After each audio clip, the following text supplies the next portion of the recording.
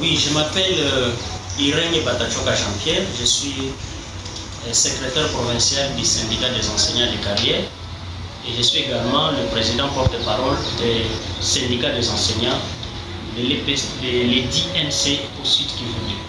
Vous avez adressé une lettre à la Caritas de la République démocratique du Congo. De quoi il s'agit de cette lettre?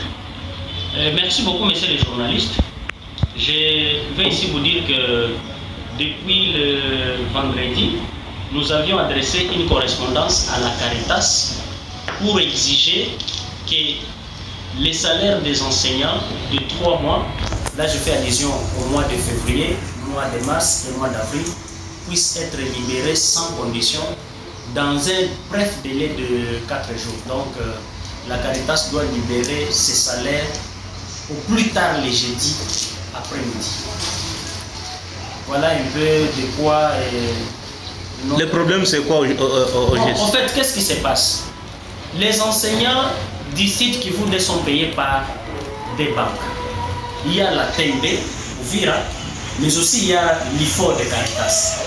En ce qui concerne la TMB, février, mars et avril est déjà payé. Donc vous comprenez que pour les enseignants qui touchent par la TMB, les enseignants particulièrement d'Uvira ville sont déjà payés. Il n'y a pas de dette. Le gouvernement congolais ne doit rien à ses enseignants et la banque TMB ne doit rien à ses enseignants. Mais quant à leurs collègues payés par la Caritas Uvira, c'est là qu'il y a les soucis. Donc comprenez que ces enseignants-là, des Fizi, tout Fizi et la plaine d'Uvira, et certains d'ici à Uvira, plus c'est de Bujumbura et la Tanzanie, sont payés par la Caritas Uvira. Mais pendant que leurs collègues ont déjà touché 3 mois et n'ont pas encore touché même un seul mois. Et là, vous comprenez déjà les soucis. Ça prouve qu'il y a quelque chose de louche dans cette histoire. On a déjà mené des démarches pendant 3 mois, il n'y a aucun résultat. C'est comme ça que nous nous sommes dit, trop c'est trop, l'enseignant a droit à la vie, il est inconcevable que l'enseignant puisse continuer à donner cours pendant qu'il n'a rien mis sous la dent. Ça c'est inconcevable. Et c'est contre même ce que nous appelons les droits humains. Alors nous avions écrit à Caritas une lettre datée du 2 mai 2025 pour demander que Caritas puisse payer les 3 mois de salaire, les 3 mois de frais de fonctionnement des écoles, parce que là aussi c'est un souci, et les 3 mois de prime de gratuité pour les enseignants des écoles primaires publiques payées par Caritas. Alors nous avions accordé jusqu'à jeudi, je crois c'est...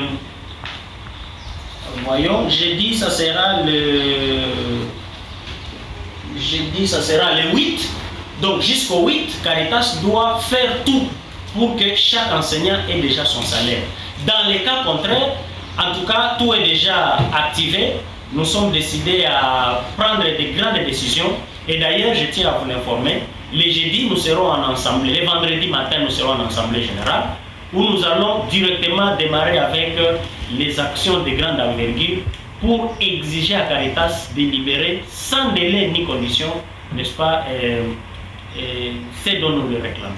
Est-ce que les autorités sont saisies de cette nouvelle que vous venez? Oui, mais tout à fait. C'est depuis les 2 que nous avions alerté les autorités. Officiellement, nous les avions alertés, mais avant même qu'on les alerte officiellement, nous les avions communiqués. Nous sommes en train de débattre de la question avec toutes les autorités, que ce soit même avec Caritas, que ce soit avec l'autorité provinciale, que ce soit les autorités locales. D'ailleurs, je vous informe que les directeurs provinciaux avaient déjà écrit aussi à Caritas pour alerter sur la situation. Donc nous, je crois que nous ne savons plus qu'est-ce que nous pouvons encore faire ou qu'est-ce que nous ne... Qui est-ce qu'on n'a pas...